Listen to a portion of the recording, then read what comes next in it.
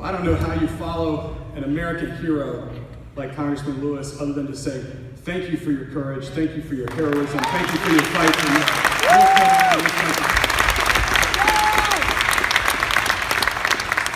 I think it's fitting that Congressman Lewis has come here today because, folks, he is someone of courage. And that's what I think we're missing in Washington right now. I think we got plenty of smart people up in Washington, but we don't have a lot of people of courage. You know, when I was in the Marine Corps, in my platoon, we had 65 Marines and we came from all over this country. How many other veterans we got here today? Any other Marines or is it all Army? I know Faithful's tough on Marines. 6 months in the Marines. All right. Okay. Well, 6 months in the Marines is about equal to 3 in the Army, right? Oh, 33, okay. Look, it is the same in your platoon. We never cared about where you came from. We never cared about who your parents were. We never cared about the color of your skin. We didn't even care if you're Republican or Democrat. We're all on the same team. We all wore the same color uniform. That's what I think this country's all about. That's what I think they're missing up in Washington right now.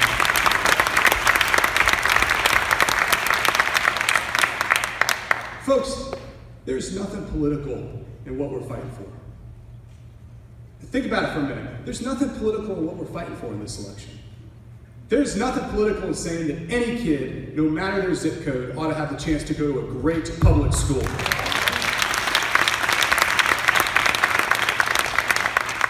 There's nothing political in saying that a parent in 2018 in the greatest country in the world shouldn't have to choose between health care and putting food on the table for their kids. There's nothing political in saying that our seniors who have paid into Social Security and Medicare over decades ought to be able to count that those promises are going to be there for them.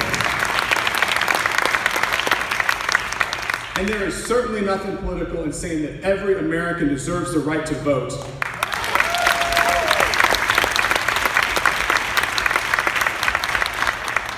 We've got a number of awesome candidates here tonight.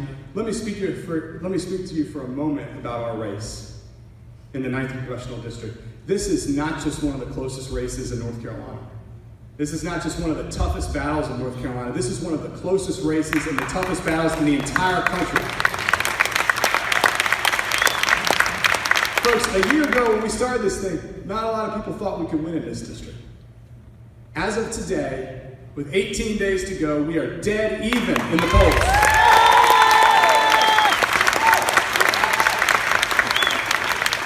This will be one of the closest races in the country. This is a race that will come down to hundreds of votes. We do everything right the next 18 days. This is going to be a long election night kind of race. All right?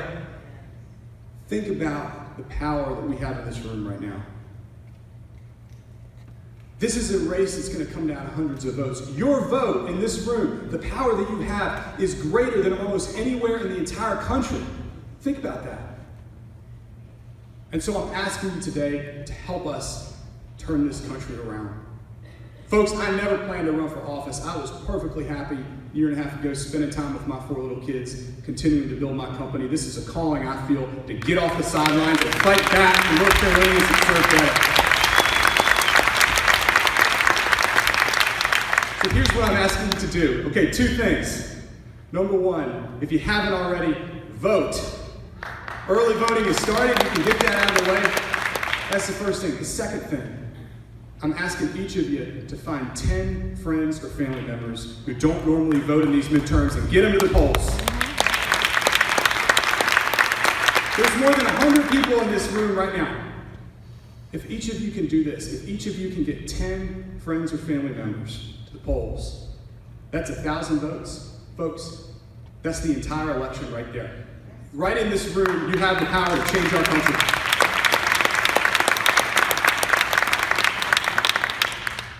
This is an election, I think, that's about our kids. I told you I got 4 of them. Mine are 7, 5, 2, and 1. It's like a little war zone over at our house. Mine are too young to understand what's going on in this country right now. But I've already seen how fast they grow up. And one thing that I think about is they're going to be in history class one day. And they're going to read about Congressman Lewis. And they're going to read about American history. And then they're going to read about this crazy chapter called 2017 and 2018. When it seemed like things went so haywire in this country. They're going to come home. They're going to look up at me and they're going to say, Dad, what did you do? What did you do when things went so haywire? And I know exactly what I'm going to tell them. I'm going to tell them that I fought back. I'm going to tell them that we fought back. And I hope I can tell them folks in 18 days' time that people all across North Carolina stood up and said, enough is enough. We are not in 2016 anymore. We are not in 2017 anymore. This is 2018. This is our time now. This is our year. Let's go turn this country around. Thank you. Thank you. Thank you. Thank you. Well, let me just say that I'm delighted, very happy, and very pleased to be here. To be here in Fayetteville. To be on this campus. Mr. Mayor Coleman, thank you for your leadership, for your vision, your commitment, and dedication. Thank you for allowing a poor guy from Georgia just to drop by. Mr. Butterfield, my friend, my colleague, my brother, thank you for those kind words of introduction. You're more than lucky to have Congressman Butterfield representing you in the Congress. He's smart, he's gifted, he's a warrior, he's a fighter. It's good to see my Sigma brothers here. Blue, white, blue, yellow. Thank you. And it's good to see all of the honorable elected officials, and all of you that are running for office. I would be very brief. I've been traveling all across America. But I'm doing it because I believe in America. I believe that we can do better as a nation and as a people. I've seen changes. I've seen a period when there was a greater sense of hope and optimism.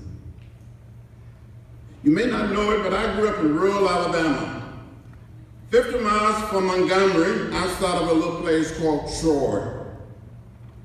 My father was a sharecropper, a tenant farmer. But back in 1944, when I was 4 years old, my father had saved $300, and a man sold him 110 acres of land. We still own this land today. On this farm raised a lot of cotton and corn, peanuts, hogs, cows, and chickens. Now, being here on this campus, there's a lot of smart and wonderful and gifted young people. In this state, smart people. In these two congressional districts, smart people. But you don't know anything about raising chickens. Let me tell you what I had to do as a young boy when I was growing up. When the setting hen was set, you had to take the first eggs, mark them with a pencil, place them under the setting hen, and wait for 3 long weeks for the little chicks to hatch. Some of you may be saying, now John Lewis, why are you telling this story? It hadn't been for those chickens that I raised, that I used to preach to, I probably wouldn't be standing here today. I fell in love with raising chickens. And on one occasion, I tried to baptize one, and it just didn't work. But I'm convinced that some of those chickens that I preached to in the 40s and the 50s tended to listen to me much better than some of my colleagues listen to me today in the Congress. And some of those chickens were just a little more productive. At least they could be saved.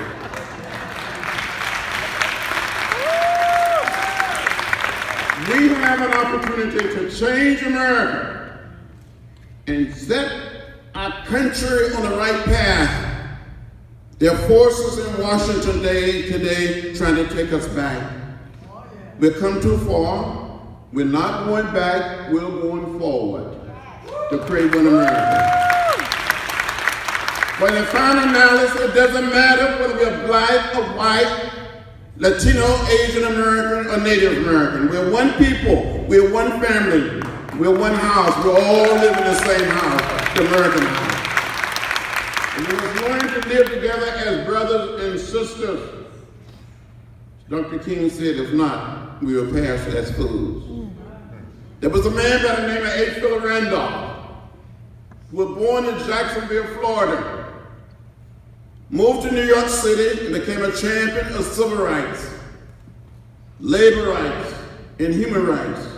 When we were planning the March on Washington in 1963, he kept saying maybe our foremothers and our forefathers all came to this great land in different ships, but we're all in the same boat now.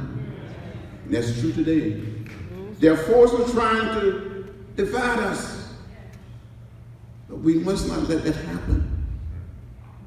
Now, some of you know that at one time in this state of Georgia, my native state of Alabama, was very hard and very difficult and almost impossible for people to register to vote. In the state of Alabama, during the whole march from Selma to Montgomery, when we were struggling to get the Voting Rights Act, people were asked to count the number of bubbles on the bar of soap, the number of jelly beans on the jar. There were African-American lawyers and doctors and college professors who were told they could not read or write well enough. We had to change that. So March 7, 1965, 600 of us met at a little church called Brown Chapel AME Church in downtown Selma to walk from Selma to Montgomery on a Sunday afternoon to dramatize to the nation that people wanted to register to vote. One county in Alabama, Lowndes County, between Selma and Montgomery, the county was more than 80% African American. There was not a single registered African American voter in the county. We had to change that. On that day,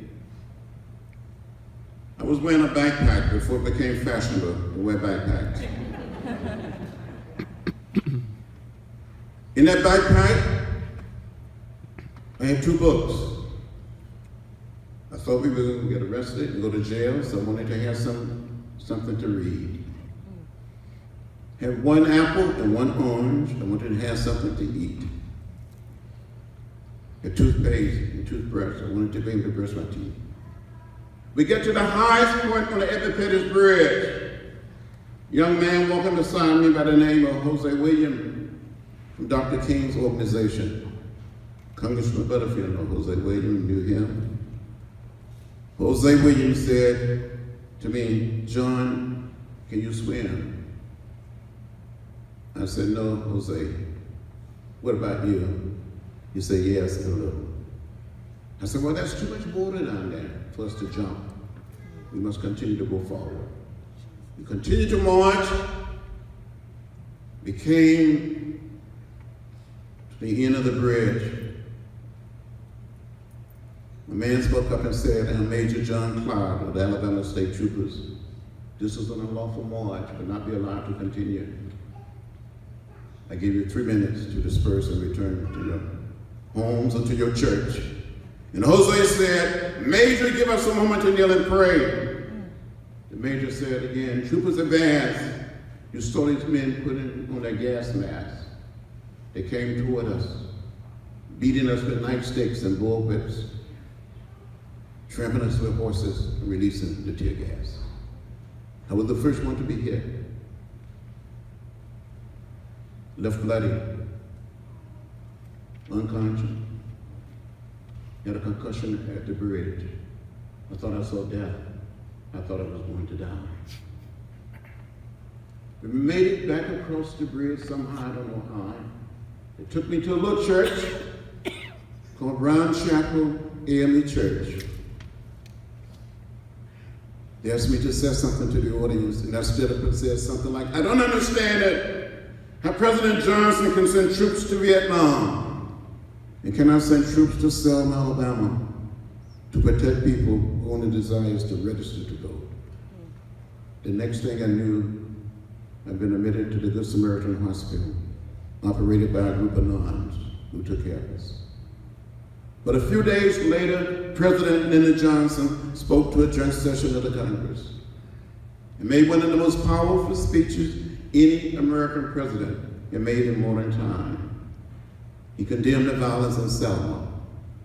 He closed that speech that night by introducing the Voting Rights Act and ended by saying, and we shall overcome. I was sitting next to Dr. Martin Luther King Jr. Tears came down his face, and we all cried a little. Dr. King said that the Voting Rights Act would be passed. The Congress debated the act. President Johnson signed it into law after it was passed. So we have the Voting Rights Act.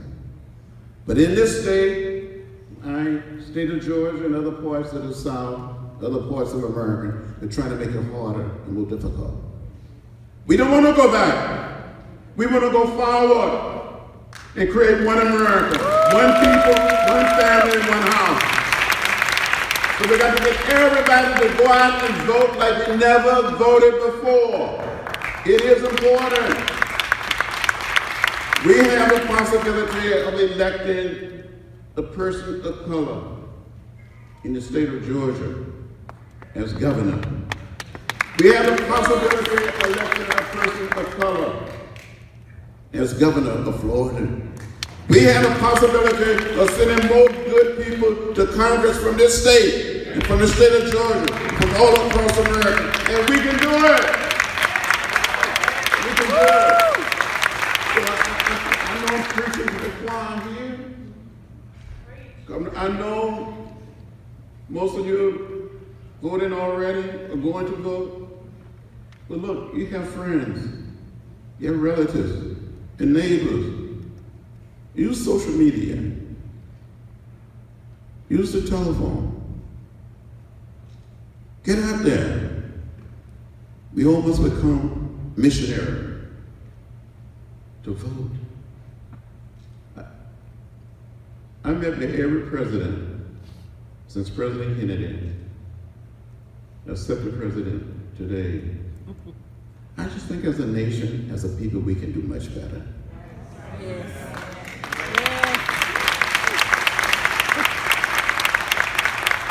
We can send people to Congress, to the State House, the State Senate, to other local offices. We have the numbers. Use our power. It's my hope and prayer that no one would get arrested or go to jail. I went to jail during the 60s, 40 times. So I've been in Congress another 5 times. I don't want to go to jail again. I don't want to be beaten again. But I want to see change. And so I said, when you see something that is not right, when you see something that is not fair, something that is not just, speak up. Speak out. And the best way to speak out is by running for office, getting elected, or by voting. So let's get out there and vote like we never voted before. Thank you very much.